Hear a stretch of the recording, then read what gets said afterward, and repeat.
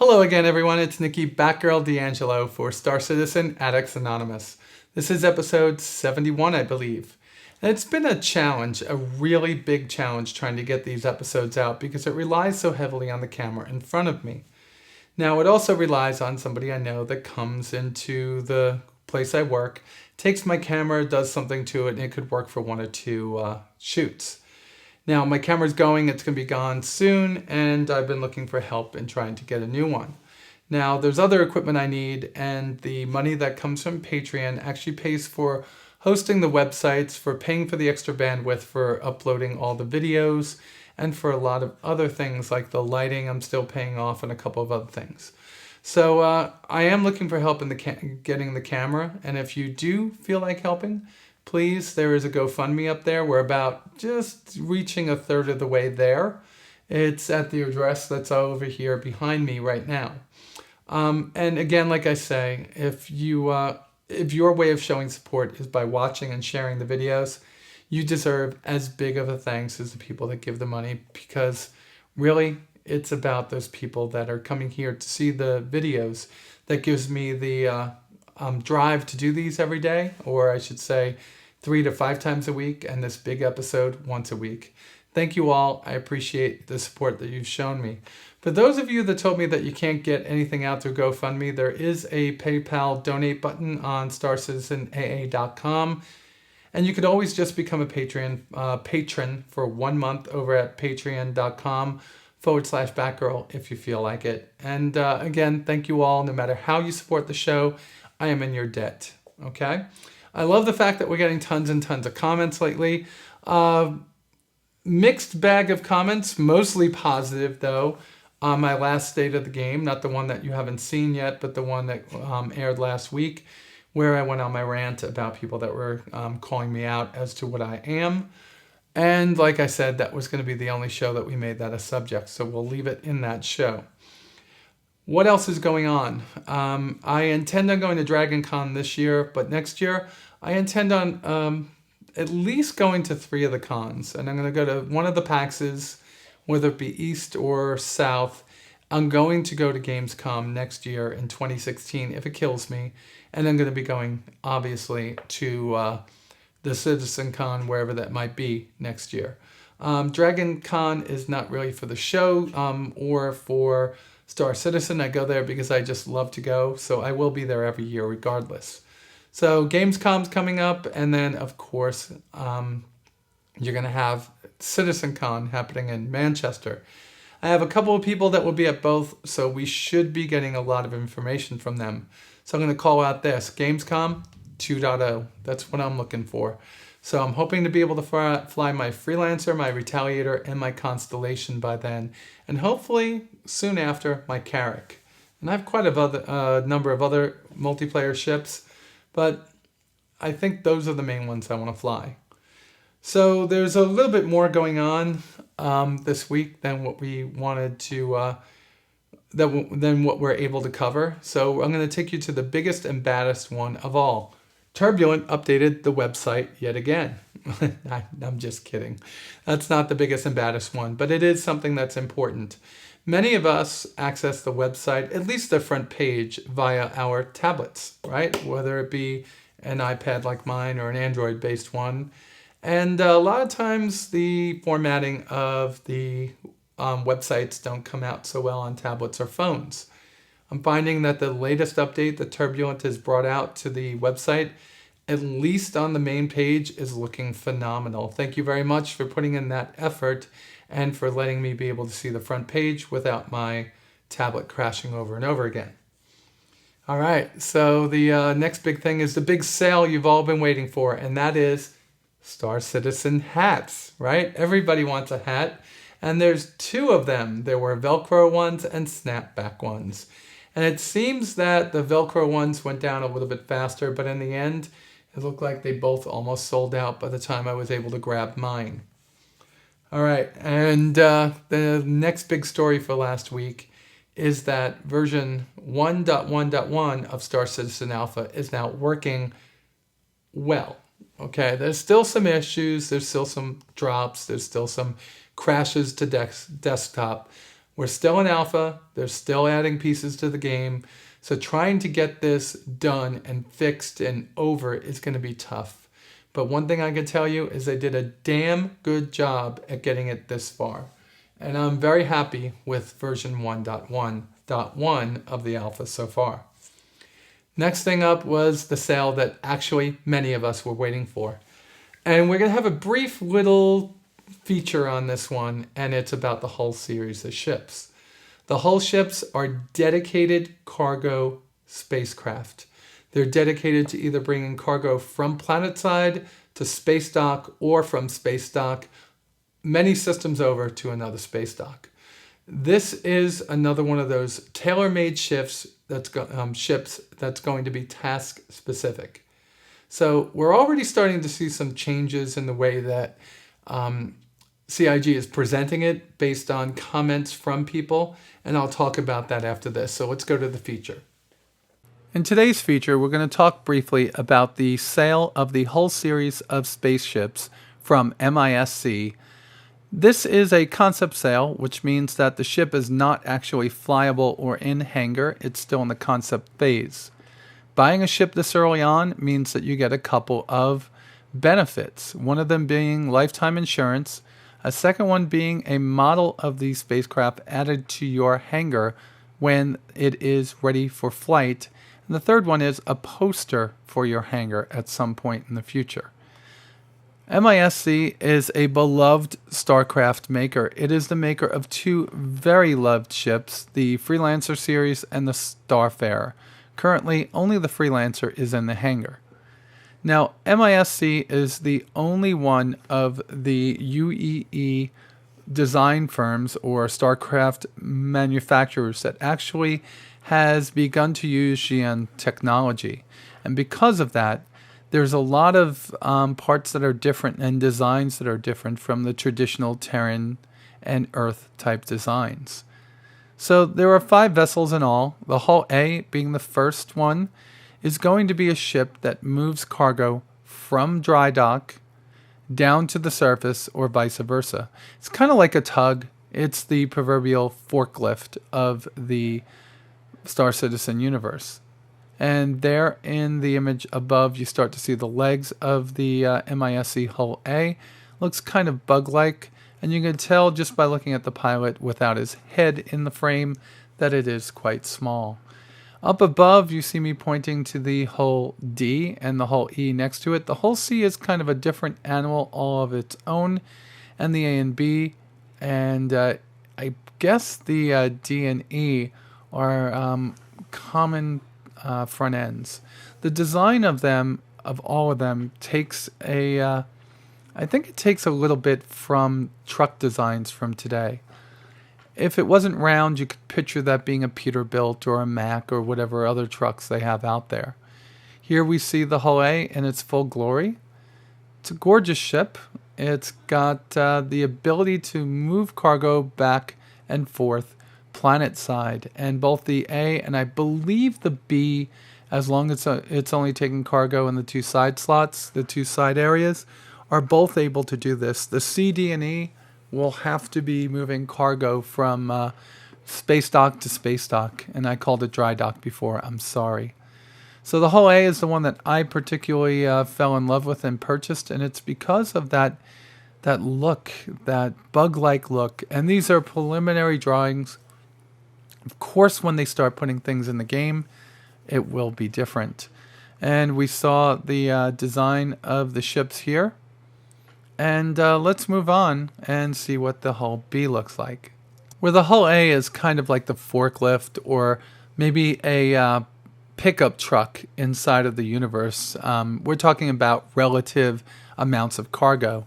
The Hull B is going to be quite a bit larger, more capable, and able to carry more cargo. Currently, it will have the listings a little bit later, and you can go out and see them anytime. It has 2 engines instead of 1. It has 4 places to dock cargo instead of 2, and it is actually quite a bit larger than its sister ship. The ship you're now looking at is the Hull C. It's tremendous. It holds a large amount of cargo, And it's probably one of the ships that you're going to see most of the people in the universe starting to go towards. I believe it's around $200, and it is in contention with other spacecraft such as the Taurus, the Banu Merchantman for carrying cargo, quite a bit larger than the Freelancer Max, so this would be definitely something that's for the really dedicated cargo mover. This is not a combat vessel. It will have some turrets on it to fend off pirates, but if you really want to keep pirates away from you, you'll want to bring some kind of an escort with you. Now, in a Q&A that was released yesterday, they were talking about some of the larger ships being able to trade cargo for carrying vessels that you can actually use in combat situations. Now, without there being some kind of airlock or a way to get to those vessels, it will probably be something more along the lines of having to go out into space and use your jetpack to get into the cockpit of your spacecraft to try to help out and defend the convoy of these ships or just the one ship that you're on. I do like the Hull C. You can see here it's 6 engines. It's rather large and it's beautiful. The next two ships, the D and the E, just make things bigger and better and tremendous. I mean, I don't know what to say about it. They haul a multitude of cargo pods. I questioned for a little bit if this would be sturdy enough to actually carry the cargo being added to it. And then there was talk of stasis fields and force fields and armor. And I had to look into today's world where they're actually talking about nanotube construction to create something like a space elevator that would be able to withstand tremendous forces, even though it would only be thin but stretch for hundreds of miles in a vertical direction. So it's only, it's very quick to assume that the technology 1,000 years in the future would actually be even better than that. So that would lead to me believing that even with the thinness of the cargo arms, the cargo, I guess the way you put the cargo together, that it would still be able to handle the stresses of spaceflight. All right, let's take a look at some of the other pieces of this, okay? The next piece that we're going to look at is going to be a comparison chart so we can get an idea of which one of these ships you want. If you look down here, the Hull A fits right in line with like an Aurora or a Hornet and is a little bit smaller than a Cutlass. Hull B, a little bit bigger than a Cutlass, a little bit bigger than a Freelancer. Just a little bit smaller than a Connie. Hull C, a little bit bigger than both the Retaliator and the Connie. The Hull D, bigger than an Idris. That is now starting to make things big. I think that was an Idris. That might actually be a Carrack or a Reclaimer. And then the Hull E is the one that's bigger than an Idris. I can only imagine that that's the Idris over there to the left. A huge amount of cargo and a tremendous ship. All right, and let's take a look at the cargo values of these, which are brand new. So the cargo values of these have been changed a little bit to standard cargo units. Now, not all ships are showing this at this point. What they say is to take what the value is listed here and divide it by 4. Now, this may have been updated since we spoke because they said that they would be updating it here. What I'm doing right now is just showing you the difference between the C, A, and B, which are the first 3 in line. They are really, those are the most likely ships that one of us would be purchasing at this point. The D and E are going to be for the dedicated haulers. And you see right from the start, you're going from 75 cargo units to about 600 and then all the way up to 4,800, I believe. And that's a big jump. Now, a C can't exist in a world where there is no A. The A is the model that is going to be moving the items from planet side to space side so the Cs could actually get their cargo in space. Now, the D and the E, which we see over here, multitudes more, 21,000 and then over 140,000, I believe that's the number. It's a little blurry for me right now, but just a tremendous amount of cargo. So I am looking forward to the release of these to the hangar, but currently I'm very excited that you could actually buy them. And like I said, if for any other reason you just don't want it, but you are dying to have an LTI ship, remember, buy something in the $60 range like the Hull A, and you could always cross-chassis upgrade it to your favorite vessel. Well, folks, there's a lot more to these ships, and it will unfold in front of us as time goes by. These should be flyable in our universe in the future, hopefully sometime in the next 6 months, I would guess.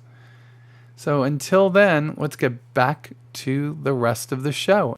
I love that they brought out all the ships at once, Hull A through Hull E, and each one of them has a very distinctively different purpose, from being the super cargo carrier like those 1,000+ foot cargo container ships, to being something more like a 18-wheeler or a box truck like the Hull A and Hull B. I didn't really want one of these at first, but I nabbed a Hull A as soon as I could, and I think I'm going to wind up getting a Hull B. I'm not really into those long distance runs in cargo like some of the people will be, like my friends Marcus and Starzu over at Colonial Movers. But I do want to be able to make some money moving things, which is why I have my freelancer and my Constellation. But the more I looked at it, the more I fell in love with the look and design, that bug-like look, that MISC or Musashi, well, let's just say, I love the ships that MISC makes, okay? So I picked myself up an A, I'm going to get a B. Now comes in the part that I scold everybody, and I'm not really going to scold you. But not every ship can be multiplayer. It seems like every time somebody wants to buy a ship, they want it to be combat ready. That's not the way things work in real life. If you have a resupply ship in the Navy, it has anti-aircraft weapons and some defensive weapons, but it's not offensive, right? There aren't 5-inch turrets on an oiler or a refueling ship, and there aren't 20-inch guns or whatever they have these days on an ammunition ship. And back in World War II, the cargo and troop carriers that went across didn't have big guns on it until the end, right? So I believe that having turrets and to defend yourself is a great way of building these ships, and I think that's where they should stay. If they change it, hey, c'est la vie. It's up to CIG to do that. But realism dictates that a ship of this size, a ship of this task, needs to be something that is going to just move cargo from A to B. If you fear that you're going to come under attack, that's where friends and organization mates come in handy. Or you put out a mission for people to actually fly escort for you, which you will be able to do in the PU. I'm all for that. Nonetheless, they have already stated that you'll be able to be, the Hull E series, which is the biggest one, is going to be able to handle some ships on it. You'll be able to give up some cargo in order to carry something like a snub nose to a Hornet type fighter and use those for self-defense. But I wonder how you're going to get to it. You're going to have to spacewalk out to it, right? That's going to be pretty fun. So in the thick of it, you still might not get out to your ship unless they make you just appear there, which is going to also break realism. Nonetheless, and like I said, regardless of where they go with it, I know it's going to turn out wonderfully. So the whole series of ships are on sale right now. They range in prices from $60 for the Hull A all the way up to $550 for the Hull E. The one that I think is most interesting to me and that I'll probably cross-chassis upgrade to later when I have the money is the Hull C. It's a different look and feel from the other ships. And the Hull C is like that intermediate cargo carrier. It's much more cargo than something like a Banu Merchantman or a Taurus, the Constellation Taurus could carry. It's task specific, but it still has a different look from the AB D and E. And I think that that is intentional, and I'm sure we're going to hear a little bit more of that as they start to gray box that out. All right, with new ships that have dedicated tasks comes new design documents. And this week there was a huge one with a lot of different videos on how using things in game, how you're going to be able to move things from A to B, toss a coin, pick up a gun, place a coffee mug, move containers, fill up a container, move the container to something bigger, put that bigger thing on a ship, move it. So this is all described inside of this design document. And it's so much different than a game like Elite Dangerous, where I sit at a menu, I tell it that I want to carry this cargo. 2 seconds later, I leave the space dock with the stuff in my cargo. And that breaks realism, but it actually does lead to better gameplay. So somewhere in between where Star Citizen is, where you're going to have to wait for the cargo containers to be added to your ship, and the instant gratification that Elite Dangerous gives you is a happy medium for gameplay. Now, I don't know if it's going to stay the way it is, and if it did, I'd be happy, because I'm one of those tedious people that loves realism. But for those of you that love gameplay more, I don't know how it's going to work. I don't know if they're going to move away from the whole having to load it for that period of time. Nonetheless, all the whole series ships have a different mission, or I should say a couple of them have different missions. And the cargo design document and grabby hands, if you want to call it, does give you an outline, or at least a foreshadow into what we're going to be doing inside of the game. Now, people don't have to fill these cargo containers up. They will be filled already, and you don't have to add them to your ship. You can go up to a console, your ship will be in space dock, tell it you want those, and after a set amount of time, you may get a message that your hull C, hull D, hull E is filled with cargo containers, and you can go on your merry way. We don't know how that's going to work because the PU is still some time off. All right, so you would think that's all we had to talk about when I said it was going to be a short show. Well, then Monday came, because I was already done, had everything written down, and Monday came. And I just want to get rid of my iPad at this point. And thankfully, I don't have granite floors here. They're carpeted. Anyway, so Monday came and PTU got released. And the PTU version 1.1.2, which is a minor update with a very major addition. Minor update in that it doesn't bring any brand new ships or brand new systems or differences to the game, except for the tutorial. So last week I did a state of the game, or let's pew pew I should say, about let's go out to this hangar that just happens to be sitting in free space. Well, folks, it's not there anymore. For some reason I can't find it, and if somebody can, please tell me about it.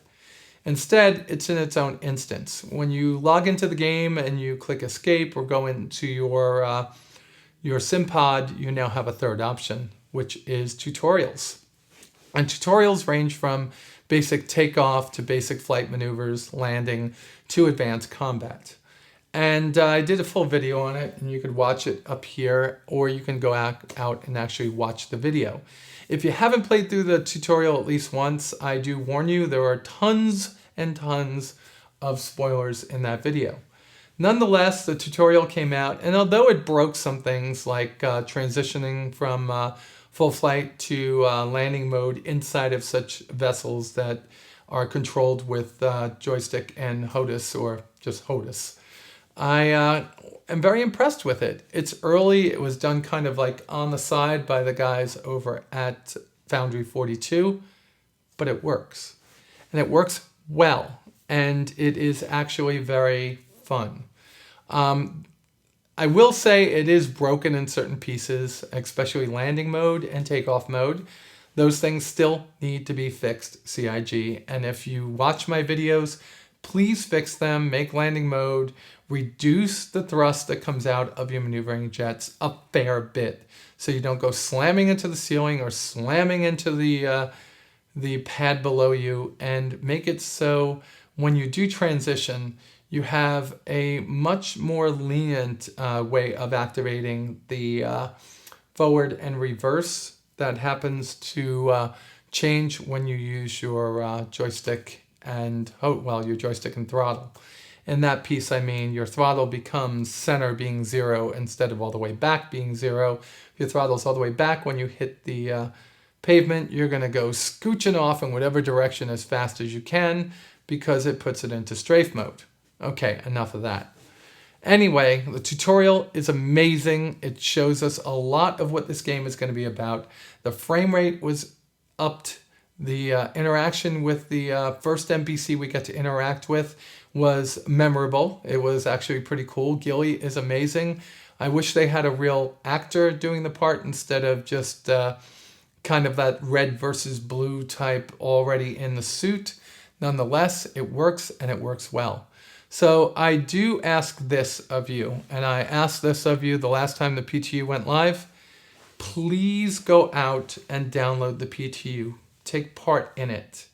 It's important because you don't want to be somebody on the other end that hasn't done that says it's not working.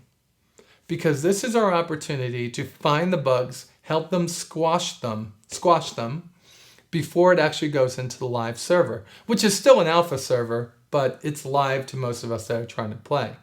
And also they could use a little bit of feedback on what works and what doesn't work or what should be added to the tutorial.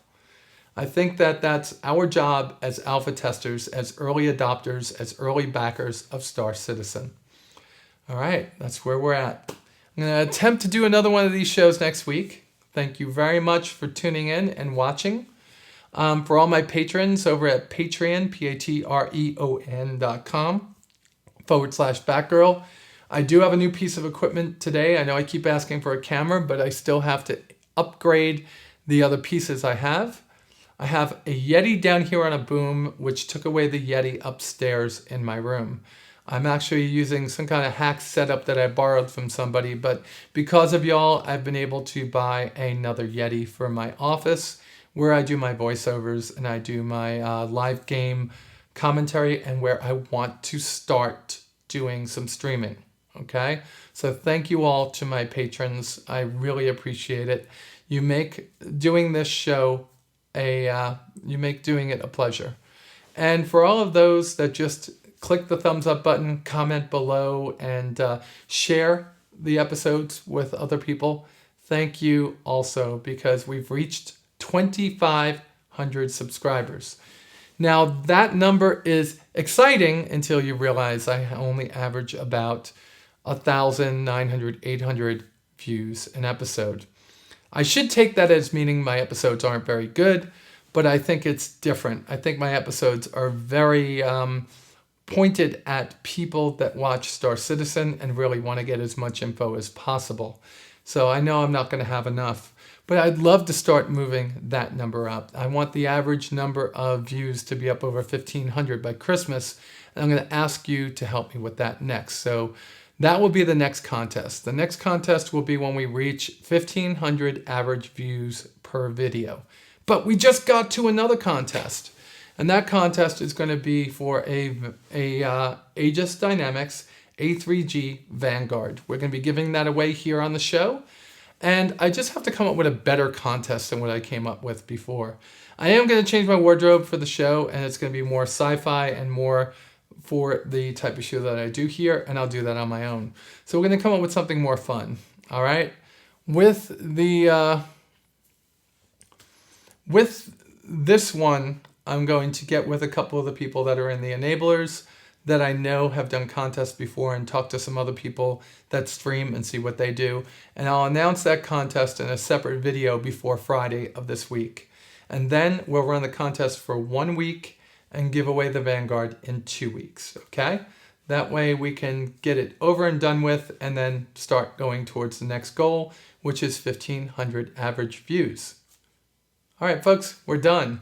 Get out there, get into the PTU, buy your whole series ship, and remember, if you don't like the whole series ship, it is LTI, $60 buys you one, and you could always CCU it to a ship you do love later on when you have more money and have LTI on it. All right, with that said, folks, You all be safe out there, and I'll talk to you soon.